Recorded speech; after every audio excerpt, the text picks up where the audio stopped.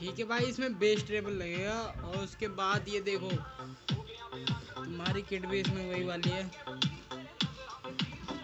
Kit इसमें 5200 लगी है। ठीक है, दो इधर दो इधर।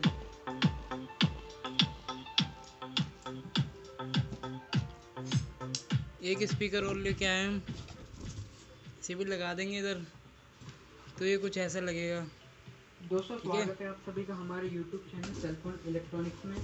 और आज की इस वीडियो में जो दूसरा होम थिएटर सीरीज कंटिन्यू हो रही थी, दूसरा सॉन्ग चला लेते हैं।